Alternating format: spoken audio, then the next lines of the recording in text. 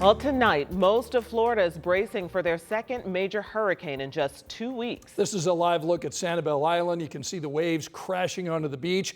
Little wind blowing the palm trees right now. We are still more than 24 hours away from Hurricane Milton slamming into Florida, where it's expected to bring 15 feet of storm surge. Thanks for inviting us in. It's 5 o'clock. I'm Scott Swan in tonight for Anne Marie. And I'm Felicia Lawrence. Time is running out for people in Florida to get out of Milton's path.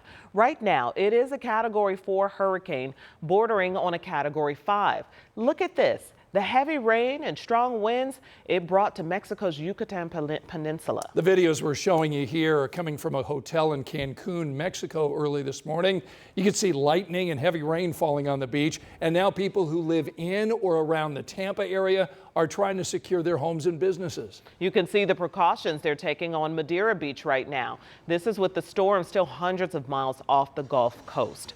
And 1 million people are being told to get out of the storm's path. And our Samantha Johnson talked to some of those Hoosiers who are facing evacuation. Sam? Yeah, we've heard from so many Hoosiers who are in Central Florida right now. Many of them have evacuated. Others have decided to stay for what could be one of the most catastrophic storms in recent memory.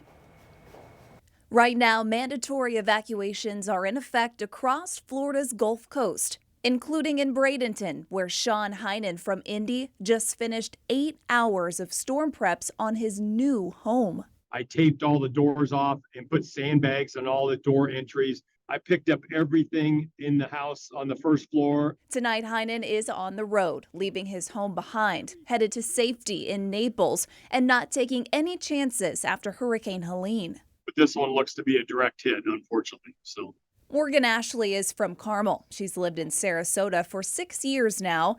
Helene didn't damage her apartment, but she's not taking any chances with Milton. I stocked up on water, pots of water, the bathtub full. In Sarasota, like other parts of the state, gas is becoming a major concern. There really hasn't been any gas since, I think, Monday morning. Ashley isn't in an evacuation zone, so she decided to stay. The traffic on the highway is so bad going north that I don't want to get stuck on the highway and stranded. Meanwhile, northeast of Tampa, trying to document what the house looks like. Susie Smith is a professor at Ball State who flew into Florida over the weekend to check on a property. Hurricane shutters are down. But her flight home out of Tampa was canceled. By then you couldn't find a flight. So she drove and proceeded to evacuate with the rest of Florida on I-75 North. all the way to Atlanta. The typically 7.5-hour drive took nearly twice as long. But Smith knows with Hurricane Milton barreling through the Gulf, it's just the beginning. I'm lucky. No matter what happens, I'm going to have a home to go to tonight. We are certainly thinking about all the folks in Central Florida tonight. Listen, if you have family or friends who are there, we want to remind you, Tampa Airport now closed. Sarasota Bradenton Airport now closed. The Orlando Airport, they are stopping commercial flights tomorrow morning at 8. So anyone who still needs help, anyone who might still be stuck there trying to leave, is asked to contact your airline directly. Yeah, good advice. Samantha Johnson, thanks so much. Well, those closures that Sam just mentioned, boy, they're going to have a huge ripple effect across the country. Look at the screens. This is what we're seeing right now, and we're talking hundreds of canceled flights and even more delayed at some of the biggest airports nationwide. Now, some are still on time, though, right now, but that's likely to change. And we're, of course, tracking things closer to home as well as for what the impact is with Indianapolis as well. Landfall still coming tomorrow night? Yes, late tomorrow night, very early Thursday morning. We get an update at 5 o'clock. So this is now back up to a Category 5 hurricane. Okay. And we notice a little bit of a shift to the south in terms of the latest track. So I'm going to walk you through the new information from the National Hurricane Center that came in just minutes ago. Winds are now up to 165 miles per hour. The position just north of Cancun, and it continues over the warm, open waters of the Gulf of Mexico. It is expected to continue to be this Category 5 for the next several hours before perhaps weakening a bit to a 4, then to a 3 as it gets ready to make landfall. This is the new track from the National Hurricane Center.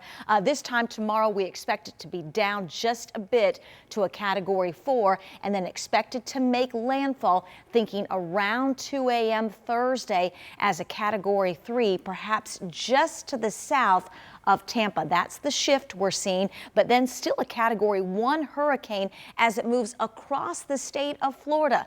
They're going to be dealing with tropical storm force winds as early tomorrow morning as the outer bands start to move closer to the west coast of Florida.